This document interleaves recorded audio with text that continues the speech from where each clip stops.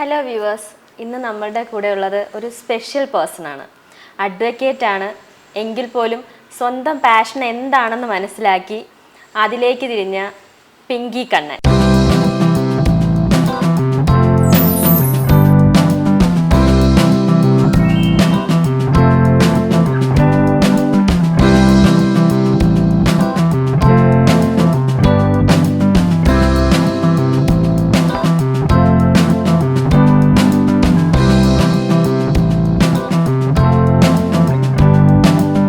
Big boss എന്ന് വന്നാലോ? Big boss എന്ന് പറഞ്ഞാല് ഇഷ്ടമാണ് എനിക്ക് ചെയ്യാൻ. പിന്നെ അറിയത്തില്ലല്ലോ അവിടെ എങ്ങനെയാണ് നമ്മൾ പോയി എക്സ്പീരിയൻസ് ചെയ്താല്. നല്ല റിസ്ക് ആണെന്നാണ്. അതെ, ഈ ടാസ്ക് ഒക്കെ കണ്ടപ്പോ ഞാൻ ഇതൊന്നും എന്നെ കൊണ്ട് പറ്റത്തില്ല. ഞാൻ അവിടെ ചെന്ന് നിൽക്കുമ്പോ തന്നെ താഴെ വീഴും. വലുതായിട്ട് ആലോചിക്കണ്ട, ചോദ്യം അത് ഇത് കഴിഞ്ഞ ശേഷം കൈകാര്യം ചെയ്യാം. ഉത്തരം പറ. അപ്പൊ നമ്മളിപ്പോ ഒരു സെലിബ്രിറ്റി അല്ലെങ്കിൽ ഒരു ഈ ഒരു ഫീൽഡിൽ നിന്നാൽ മാത്രം നമ്മൾ നമ്മുടെ സൗന്ദര്യത്തെ കുറിച്ച് കൺസേൺഡ് ആവണം എന്നില്ല. Hello ma'am. ഹായ്. അഡ്വക്കേറ്റ് ആണ് അല്ലേ? അത് കൂടാതെ തന്നെ ആങ്കർ ആണ്, അതുപോലെ സീരിയലിൽ അഭിനയിക്കുന്നുണ്ട്. എങ്ങനെയാണ് ഈ അഡ്വക്കേറ്റ് എന്നതിൽ നിന്നും സീരിയലിലേക്ക് എത്തിയ?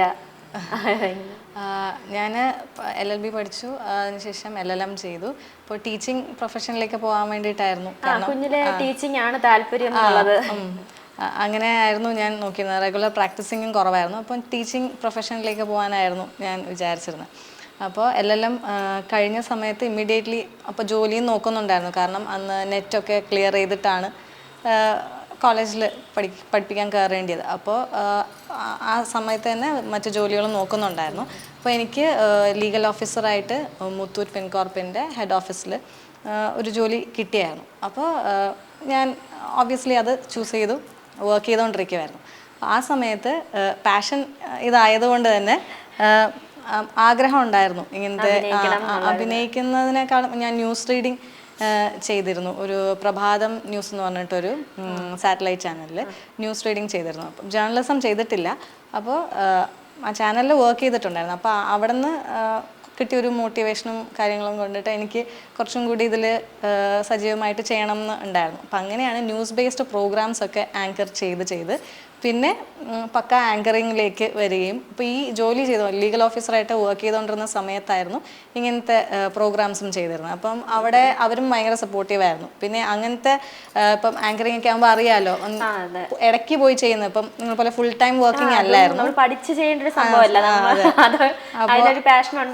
അതെ, മാത്രമല്ല അത് വീക്ക്ലി വൺസ് പോയിക്കൊണ്ടിരുന്ന പ്രോഗ്രാംസ് ഒക്കെ ആയിരുന്നു. അപ്പം ആ ഒരു വീക്കിൽ ആ ഒരു ദിവസം ഞാൻ കുറച്ച് നേരത്തെ ജോലിയിൽ നിന്ന് ഇറങ്ങും. അപ്പോൾ അവരും സപ്പോർട്ട് ചെയ്തിരുന്നു. അങ്ങനെ പോയിക്കൊണ്ടിരുന്നു. അപ്പോഴാണ് പിന്നെ ആങ്കറിങ് ഷോസൊക്കെ വന്ന സമയത്ത് സീരിയലിലേക്ക് ഒരു കിട്ടിയായിരുന്നു, ഓപ്പർച്യൂണിറ്റി കിട്ടി. അപ്പോൾ പക്ഷേ ജോലി കണ്ടിന്യൂ ചെയ്യാൻ പറ്റത്തില്ല. അപ്പോൾ ഒരു ഡെസിഷൻ എടുക്കണം, ലൈക്ക് ആ ജോലി വേണോ അതോ നമ്മൾ ഇത്രയും നാൾ വിചാരിച്ചിരുന്ന പാഷനേറ്റ് ആയിട്ട് നമ്മൾ കണ്ടിരുന്ന ഒരു മേഖലയിലേക്കൊരു ഓപ്പണിങ് കിട്ടുവാണ്. അപ്പോൾ ഏത് വേണമെന്ന് ചൂസ് ചെയ്യാൻ നോക്കിയപ്പോൾ ഡെഫിനറ്റ്ലി ഞാനത് വിട്ടിട്ട് ഫുൾ ടൈം ഇതിലേക്കായിട്ട് മാറി. കാരണം ഒരു വർക്ക് ചെയ്തുകൊണ്ടിരിക്കുമ്പോൾ നമുക്ക് ചെയ്യാൻ പറ്റുന്ന, അല്ലെങ്കിൽ ഒരു ജോലി ചെയ്യുമ്പോൾ പോയി ചെയ്യാൻ പറ്റുന്ന ഒരു ജോലിയല്ല ഇത്. അഡ്വക്കേറ്റ് എന്നുള്ള ആ ഒരു ഇത് ഇഷ്ടപ്പെട്ട് തന്നെയാണ് അഡ്വക്കേറ്റ് എന്നുള്ളത്. LLB ചെയ്യണമെന്ന് ആഗ്രഹിച്ച് തന്നെയാണ് എടുത്തത്. അതിപ്പോഴും കണ്ടിന്യൂ ചെയ്യുന്നുണ്ട്. പ്രാക്ടീസിങ് ഉണ്ട്, റെഗുലർ പ്രാക്ടീസിങ് ഇല്ല എന്ന് മാത്രമേ ഉള്ളൂ. നമുക്കൊരു ഫേം ഒക്കെ ഉണ്ട്. അപ്പം ഇടയ്ക്കൊക്കെ പോയി ഒന്ന് ഹസ്ബൻഡ് ലോയറാണ്. അപ്പൊ ഹസ്ബൻഡോട് ഹെൽപ്പ് ചെയ്യാനും കാര്യങ്ങൾക്കും ഒക്കെ പുള്ളി ഞാൻ പോയി ഹെൽപ്പ് ചെയ്യേണ്ട കാര്യമില്ല. ഞാൻ ഇപ്പോൾ ഷൂട്ടൊക്കെ ആയതുകൊണ്ട് വല്ലപ്പോഴും പോകും ഓഫീസിൽ. അപ്പോൾ ഞങ്ങൾക്ക് സെൻട്രം എന്ന് പറഞ്ഞിട്ടൊരു ലീഗൽ ഫേമാണ്, കോർട്ടിൻ്റെ അടുത്ത് തന്നെ മഞ്ചൂരാണ്. അപ്പോൾ ഒരു ഫേം ആയതുകൊണ്ട് തന്നെ സീനിയേഴ്സും ഒക്കെ ഉണ്ട്. അപ്പോൾ ഇടയ്ക്കിടയ്ക്ക് ഞാൻ പോവും, ചെറിയ കാര്യങ്ങളൊക്കെ ചെയ്യും, മാത്രമേ ഉള്ളൂ. ഫാമിലി എന്നുള്ളൊരു സപ്പോർട്ട് എങ്ങനെയായിരുന്നു?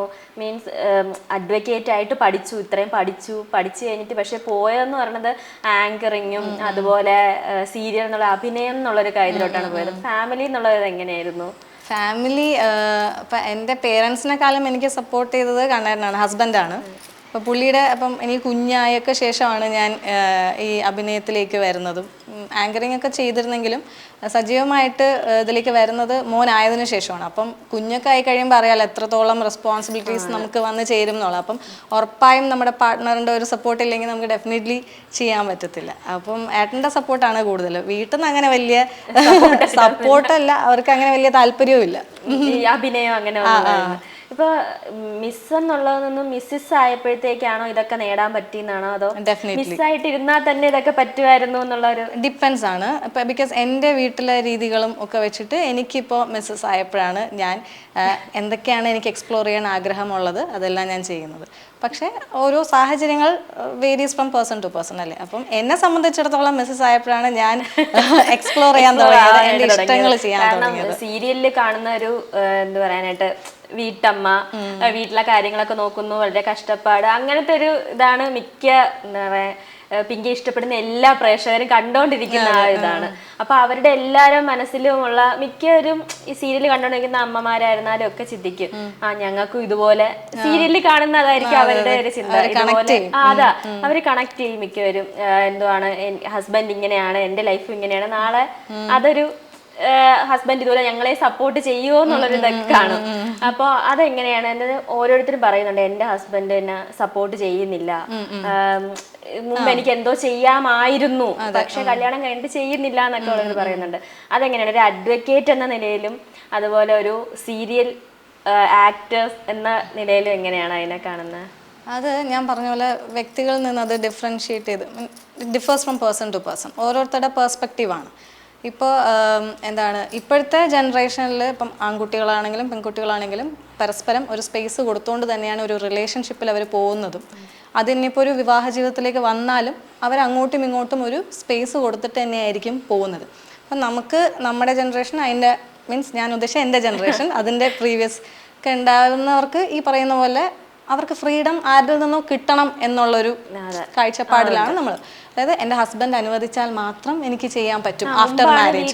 മുന്നേ ആണെങ്കിൽ പേരൻസ് അനുവദിച്ചാൽ മാത്രം ചെയ്യാൻ പറ്റും എന്ന്. പക്ഷെ ഇതൊന്നും അല്ല, നമുക്ക് നമ്മുടേതായ ഒരു പാഷൻ ഫോളോ ചെയ്യാൻ ആരുടെയും അനുവാദത്തിന്റെ ആവശ്യമില്ല. നമുക്ക് സപ്പോർട്ട് എന്നുള്ള ഇപ്പം നമ്മളെ ഇപ്പം ഒരാൾ വന്ന് സപ്പോർട്ട് ചെയ്തില്ലെങ്കിൽ നമ്മളത് നമ്മുടെ അത്രയും പാഷനേറ്റ് ആണെങ്കിൽ നമ്മളത് അച്ചീവ് ചെയ്യില്ലേ, അത്രേ ഉള്ളൂ. ആരുടെയും സപ്പോർട്ടിനായിട്ട് നമ്മൾ നോക്കി നിൽക്കേണ്ട കാര്യമല്ല. പക്ഷേ സൊസൈറ്റിയിൽ നമ്മളുടെ ഒരു രീതി അനുസരിച്ച് നമുക്ക് എല്ലാവരെയും എല്ലാ കമ്മിറ്റ്മെന്റ്സും ഏറ്റെടുത്തുകൊണ്ടാണ് പ്രത്യേകിച്ച് സ്ത്രീകൾക്ക് അവരുടെ ഇഷ്ടങ്ങളും ജോലിയും കൊണ്ടുപോകാൻ ബാധ്യസ്ഥരാണ് എന്നൊരു വയ്പ് അപ്പം അതുള്ളത് കൊണ്ട് അത് ഡിഫറൻഷിയേറ്റ് ചെയ്തിരിക്കും. മീൻസ് ഓരോ വ്യക്തികളിൽ നിന്ന് പോകുമ്പോൾ. അപ്പോൾ ഈ പറയുന്ന പോലെ കല്യാണത്തിന് മുന്നേ എല്ലാം എക്സ്പ്ലോർ ചെയ്യുന്ന കുട്ടികൾക്ക് ചിലപ്പം വിവാഹത്തിന് ശേഷം പല ഫ്രീഡമും കർബ് ചെയ്ത് പോകപ്പെടാം.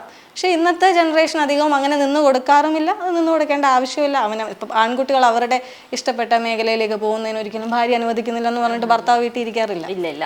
അപ്പൊ അതുപോലെ തന്നെ അപ്പൊ എല്ലാരും സ്വന്തം ഇഷ്ടത്തിന് അല്ലെ, സ്വന്തം ഇഷ്ടം എന്നല്ല, എന്താണോ ഉള്ളത് അത് അവരുടെ അടുത്ത് പറഞ്ഞിട്ട് ആ രീതി പറഞ്ഞിട്ട് പോകുന്നതിനപ്പുറത്തേക്ക് നമ്മുടെ ഞാൻ പറഞ്ഞില്ല നമ്മുടെ ഇഷ്ടമാണ് മനസ്സിലാക്കി. ഇപ്പം രേവതിക്ക് ഒരു കാര്യം ചെയ്യാൻ ഇഷ്ടം, ഇപ്പൊ രേവതി ചെയ്യുന്ന ഇഷ്ടമുള്ളൊരു ജോലിയാണ്. വിവാഹത്തിന് ശേഷം അതൊരാള് വേണ്ട എന്ന് പറഞ്ഞാൽ ചിലപ്പം അനുസരിക്കേണ്ടി വരുന്നത് കൊണ്ട് നമ്മുടെ ഒരു 100% മാനസികമായിട്ട് ഓക്കെ ഞാൻ സാറ്റിസ്ഫൈഡ് ആണ്, ഞാൻ ഈ ജോലി ചെയ്യുന്നില്ല, ചേട്ടൻ പറയുന്ന പോലെ ഇരിക്കാം എന്ന് പറഞ്ഞിട്ടായിരിക്കില്ല ചിലപ്പോൾ വിടുന്നത്. ഇത് പല കമ്മിറ്റ്മെന്റ്സും കൊണ്ട് നമ്മൾ വേണ്ടാന്ന് വെക്കുന്നതാണ്. അങ്ങനെ വെക്കേണ്ട ആവശ്യമില്ല എന്നാണ് ഞാൻ പറയുന്നത്.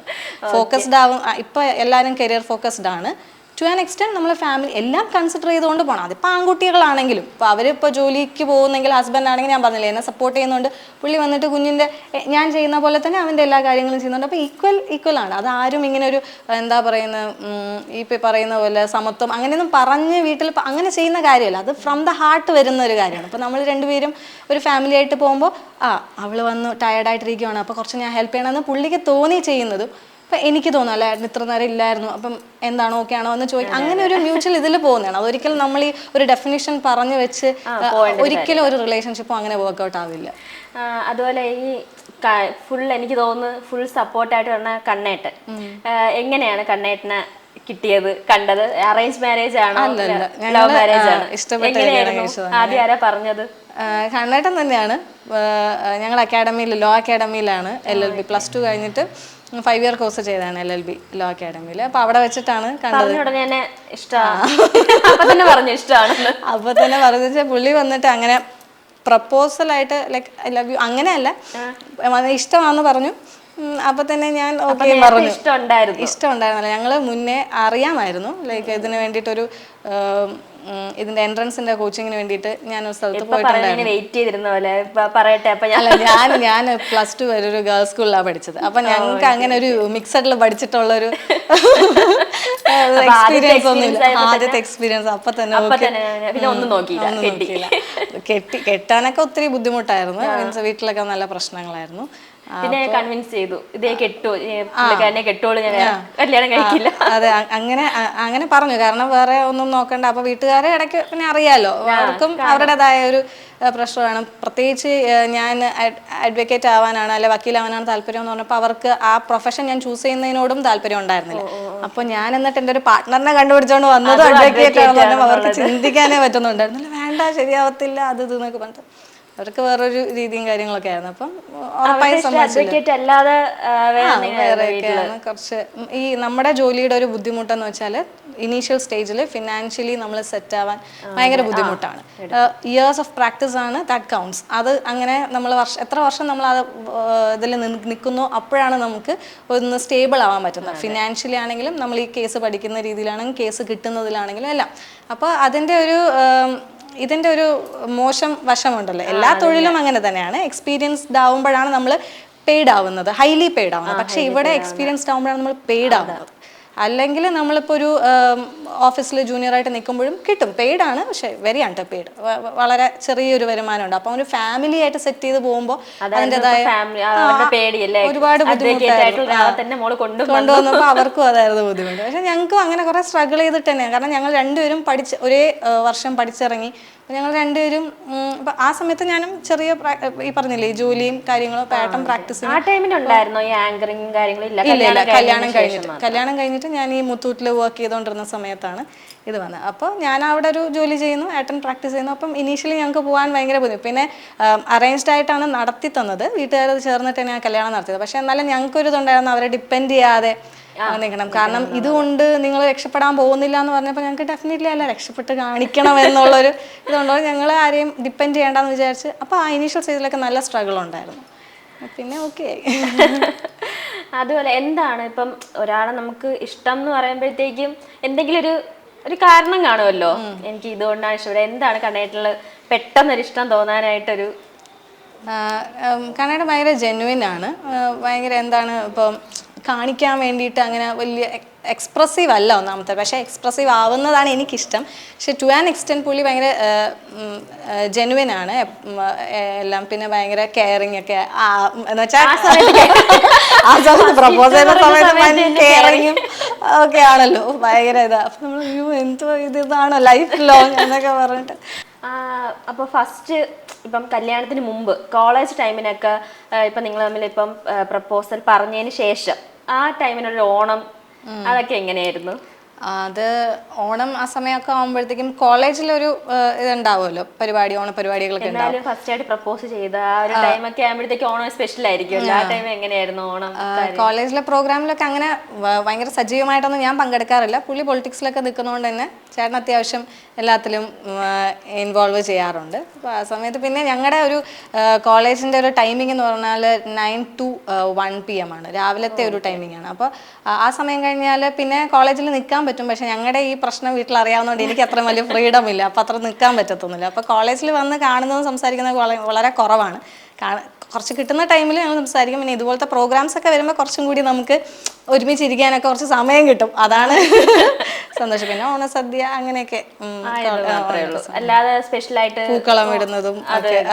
പിന്നെ ക്ലാസ് വൈസ് ആയിരിക്കുമല്ലോ ആ കോമ്പറ്റീഷൻ, അങ്ങനെയല്ല. ഓണം ഇപ്പം കല്യാണം കഴിഞ്ഞിട്ടുള്ള ഓണം ആദ്യമായിട്ട് എന്താണ് ഹസ്ബൻഡിന് ഇപ്പം കണ്ണേന് ഇഷ്ടപ്പെട്ട് ഉണ്ടാക്കി കൊടുത്തു എന്നൊക്കെ പറയുന്ന? ആദ്യം ഇഷ്ടപ്പെട്ട് ഉണ്ടാക്കി കൊടുത്തു എന്ന് പറഞ്ഞാൽ ഞാൻ ഉണ്ടാക്കുന്നതെല്ലാം കണ്ണേന് ഇഷ്ടമാണ് കഴിക്കാൻ. പിന്നെ ഓണത്തിന് ഈ പറയുന്ന തൊട്ട് സദ്യ ഉണ്ടാക്കും, പായസമൊക്കെ ഉണ്ടാക്കി. എന്നാലും ആദ്യമായിട്ട് കല്യാണം കഴിഞ്ഞിട്ടുള്ള ഓണം എന്ന് പറയുമ്പോൾ നമ്മൾ വീട്ടുകാരുടെ അടുത്തൊക്കെ പോയിട്ട് ഇപ്പൊ ഞാൻ പറയട്ടെ, കല്യാണം കഴിഞ്ഞ 2011 ഓൾമോസ്റ്റ് 12 വർഷം മുന്നുള്ള കാര്യമാണ് ചോദിച്ചത്. അപ്പൊ അതുകൊണ്ട് എനിക്ക് അത്രയും ആ സമയം നമ്മൾ വീടുകളിൽ എൻ്റെ വീട്ടിൽ പോകുന്നു, ഫസ്റ്റ് ഓണം അവിടെ ഇതാകുന്നു, പിന്നെ അടുത്ത ഏട്ടൻ്റെ വീട്ടില്, പിന്നെ ഏട്ടൻ്റെ റിലേറ്റീവ്സ് വരുന്നു, അങ്ങനെയൊക്കെ ആയിരുന്നു ആദ്യത്തെ വർഷത്തെ ഓണം. അങ്ങനെയൊക്കെയാ പോയത്. ഓണം കാര്യങ്ങളൊക്കെ അങ്ങനെയാണ് പോയത്. അല്ല, പുതിയ പ്രോജക്ട്സ് ഓണം പ്രമാണിച്ച് പുതിയ പ്രോജക്ട്സോ കാര്യങ്ങളോ അങ്ങനെയൊക്കെ ഉണ്ടോ? ഇല്ല, ഓണം റിലേറ്റ് ചെയ്ത് ഇതുപോലെ ഇന്റർവ്യൂ അങ്ങനെ അല്ലെങ്കിൽ എന്തെങ്കിലും പ്രോഗ്രാംസ് ഒക്കെ വരും. ഈ സീരിയൽ പുതുതായിട്ട് കമ്മിറ്റ് ചെയ്യാൻ? ഇല്ല, സീരിയൽ ഇപ്പൊ ചെയ്തുകൊണ്ടിരിക്കുന്നത് സൂര്യ ടിവിയില് ഭാവന എന്ന് പറഞ്ഞ സീരിയലാണ്, രാത്രി 8:30. അപ്പോൾ ഇപ്പൊ അറ്റ് എ ടൈം ഒരു വർക്കാണ് എടുക്കുന്നത്, കാരണം കുഞ്ഞും കൂടെയൊക്കെ ഉള്ളത് കൊണ്ട് എല്ലാ കാര്യങ്ങളും നോക്കണം. ഇതാകുമ്പോൾ 15 days ഷെഡ്യൂളാണ്, ബാക്കി 15 days നമുക്ക് ഫ്രീ ആയിട്ട് കിട്ടും. അതില് കുക്കിംഗ് ഭയങ്കര ഇഷ്ടമാണെന്ന്. കുഴപ്പമില്ല. അപ്പൊ മോൻ ഇഷ്ടപ്പെട്ട ഫുഡും കാര്യങ്ങളൊക്കെയാണ് കുക്ക് ചെയ്യാൻ ഇഷ്ടം എന്നുള്ളതായിട്ടുണ്ടായിരുന്നു. എന്താ മോന് ഏറ്റവും കൂടുതൽ ഇഷ്ടപ്പെട്ട്? ഇപ്പം അവനിഷ്ടം സ്വീറ്റ്സ് ഒക്കെയാണ്, പായസമൊക്കെ ഇഷ്ടമാണ്. അപ്പൊ സ്വീറ്റ്സ് ആണ് അവനിഷ്ടം. അപ്പൊ അവൻ പറയും, എന്നോട് എപ്പോഴും പറയും, പിന്നെ നോൺ വെജ് ഒക്കെ കഴിക്കും കേട്ടോ. അപ്പോൾ എന്നോട് പറയും, പിങ്കി ഇന്ന് കുക്ക് ചെയ്യുന്നില്ല. അപ്പോൾ ഞാൻ നിൽക്കുന്ന ദിവസമാണല്ലോ ഞാൻ ചെയ്യുന്നത്. അപ്പോൾ ചെയ്യാൻ പറയും. അപ്പോൾ ഇത് ചെയ്യുന്നവരെ ആയോ എന്നൊക്കെ ചോദിച്ച് പുറകെ വരും, എന്നിട്ട് കുറച്ചേ കഴിക്കത്തുള്ളൂ. അപ്പോൾ അവനിഷ്ടം സ്വീറ്റ്സ് ആണ്. അതുപോലെ ഞാൻ ഇപ്പം ഈ ഇടയ്ക്കൊക്കെ ഇൻസ്റ്റയിലൊക്കെ ഞാൻ കുറെ കണ്ടിട്ടുണ്ടായിരുന്നു, റീൽസുകളും ഒക്കെ ചെയ്തിട്ടൊക്കെ കണ്ടിട്ടുണ്ടായിരുന്നു. അതില് വന്നിട്ട് ഒരു ഡയലോഗൊക്കെ പറഞ്ഞ ഡബ് മാഷും കാര്യങ്ങളൊക്കെ ചെയ്തിട്ടുണ്ടായിരുന്നു. അത് എങ്ങനെയാണ് ആ സംഭവം? ഇഷ്ടമാണോ ആ ടൈമിനുള്ളത്, ആ റീൽസും കാര്യങ്ങളും ചെയ്യാനായിട്ടൊക്കെ? ചെയ്യാൻ ഇഷ്ടമാണ്. ഞാൻ ടിക്ടോക്ക് ഉണ്ടായിരുന്ന സമയത്ത് റീൽസില് അത്രയും അങ്ങ് ആക്റ്റീവ് അല്ല ഞാൻ. പിന്നെ കുറെ ഇങ്ങനെ ആവുന്നത് ചിലത് കാണുമ്പോൾ, നമ്മൾ കണ്ടുപോകുമ്പോൾ ചിലത് കാണുമ്പോൾ ഇത് ചെയ്യാമെന്ന് തോന്നിയിട്ട് അത് ചെയ്യാറുണ്ട്. പിന്നെ ഇപ്പോൾ ഭാവനയിൽ ആ സെറ്റിൽ വരുമ്പോൾ നമ്മുടെ വർക്കിന്റെ പ്രൊമോഷന്റെ ഭാഗമായിട്ടും നമ്മൾ ഗ്രൂപ്പായിട്ട് ഇരിക്കുമ്പോൾ ആർട്ടിസ്റ്റുകൾ എല്ലാവരും കൂടിയിട്ടും കുറച്ച് റീൽസ് ചെയ്യാറുണ്ട്. ഞാൻ ഇടയ്ക്ക് 2-3 കണ്ടിട്ടുണ്ടായിരുന്നു, റീൽസ് ചെയ്തിട്ടുണ്ടായിരുന്നു. അതുപോലെ ഡാൻസ്, ഇപ്പൊ എനിക്ക് തോന്നുന്നു ലേറ്റസ്റ്റ് ഇപ്പം 2-3 ദിവസത്തിന് മുമ്പാണെന്ന് തോന്നുന്നു ഡാൻസ് ഒരെണ്ണം ചെയ്തിട്ടുണ്ടായിരുന്നു. ഒരു ഫാസ്റ്റ് സോങ് ആയിട്ട് ഡാൻസ് അങ്ങനെ പഠിച്ചിട്ടുണ്ടോ? ഇല്ല, എനിക്കത് അത് ഞാൻ പറഞ്ഞ അത് കണ്ടു കഴിഞ്ഞാൽ അതിൻ്റെ അകത്ത് 2 മീര എന്ന് പറഞ്ഞിട്ടൊരു കുട്ടിയുണ്ട്. അപ്പൊ അവള് ഭാവനയിൽ എൻ്റെ അനിയത്തിയായിട്ടാ ചെയ്യുന്നത്, ഹസ്ബൻഡ് അനിയത്തിയായിട്ടാ ചെയ്യുന്നത്. അപ്പൊ അവള് പഠിപ്പിച്ചു തരുന്നതാണ്. അപ്പൊ അവളിങ്ങനെ പ്രഷർ ചെയ്യുമ്പോ നമുക്ക് ചെയ്യാം എന്നൊക്കെ പറഞ്ഞ് 2-3 തവണ പറയുമ്പോൾ കുറച്ച് പഠിപ്പിച്ച് ചെയ്യുന്നത്, അല്ലാണ്ട് എനിക്ക് അങ്ങനെ ഡാൻസ് വലിയ വശമില്ല.